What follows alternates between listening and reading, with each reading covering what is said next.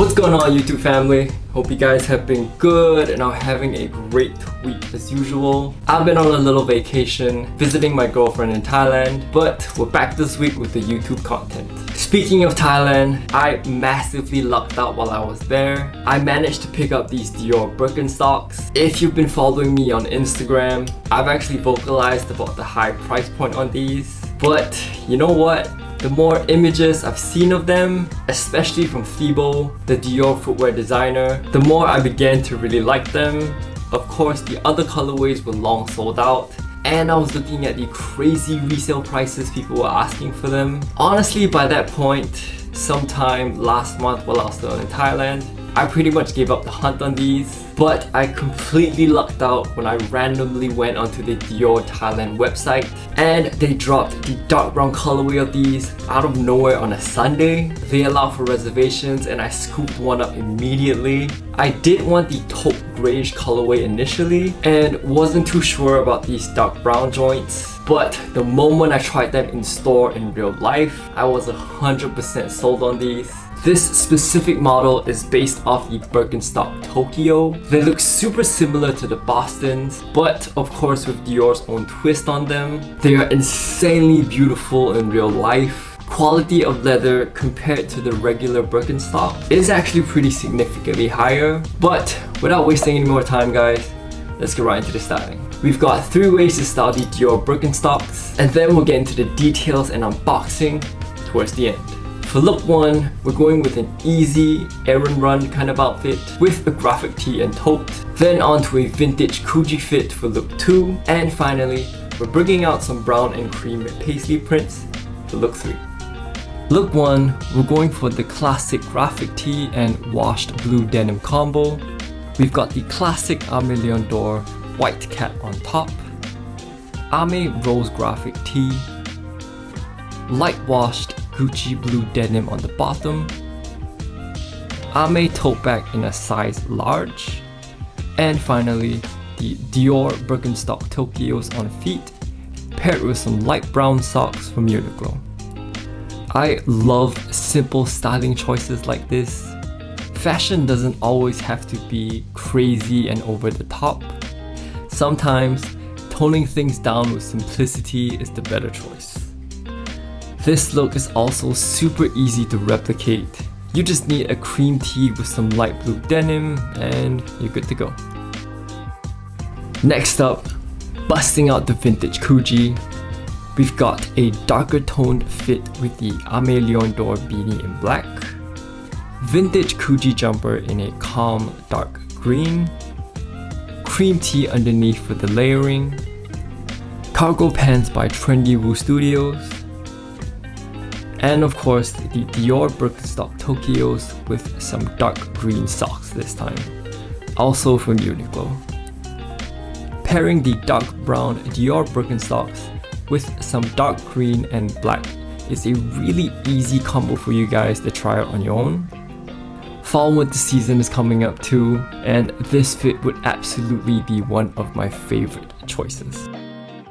Lastly, for look 3, we've got a canvas and leather Aimé Dore cap in cream and brown, Zara jacket in white, COS tank on the inner, Paria Fazarneh paisley print pants for some pop, and to close up the tones, some dark brown socks from Uniqlo with the Dior Birkenstock Tokyos. We're playing off the white and brown tones with this one, starting with the Aimé cap, all the way down to the Dior Birkenstocks. The lightweight Zara jacket paired with the breezy Paria Fazarneh pants makes for an insanely comfortable fit too. Personally, I'm always going to be prioritizing coziness over everything. The most important thing about getting dressed is always going to be you feeling comfortable and great with what you have on. Now it's time to get into some details. We've got one of the most beautiful collab boxes of all time, embossed Dior logo obliques mixed with the Birkenstock sole prints, and the signature Dior grey, logos printed in metallic silver, a Dior grey envelope, along with the Carter authenticity. Of course, the packing paper is Dior and Birkenstock branded as well. Beautiful singular Dior and Birkenstock cotton dust bags with a 3D texture to the logos, also in grey. Getting into the mules, we've got the Birkenstock Tokyo reinterpreted by the House of Dior in this calm cactus jackish brown. Dior claims that all of these are made by hand. Genuine suede leather on the body. Solid rubber on the toe caps. Really nice contrast. Dior branded buttons in silver. Great details. Dior's interpretation of the Tokyo ankle strap with button notches instead of an additional buckle. Dior logos on the insoles in silver. Of course, Dior obliques mixed with the Birkenstock prints on the bottom outsoles as well. And finally, the signature Dior clasp in black, which are made by Alix as always. As for sizing guys, these fit a little bit bigger than your usual Birkenstocks. It's kind of a weird sizing difference. I'm usually an EU 42, but I'd say that these fit more like an EU 42.5. These don't come in EU half sizes, I don't think. So I just went with my usual size and just brought the ankle strap in one bolt notch, and these fit perfectly. A small sizing difference that you could fix really easily just by adjusting the ankle straps. By the way guys, just so you appreciate the design on these a little more, if you've never heard of or seen the Birkenstock Tokyo, I need to show you guys what they look like originally. I'll pull it up on the screen right now. And we've got to talk about how different and kind of ugly they look. Not to knock Birkenstock, I'm a fan, but man, Thibaut did his thing on these. These Dior joints are a massive design upgrade. As for comparing them to the original Birkenstock Bostons, besides the slight size difference like I said initially, there is a massive quality upgrade on the Dior Tokyos. The quality of leather is just on a whole different level and feel, which I found actually has its ups and downs. The leather on the Dior Tokyos stains much easier comparing to the regular Birkenstock Bostons. Risk of watermarks and dirt marks are much higher on these for some reason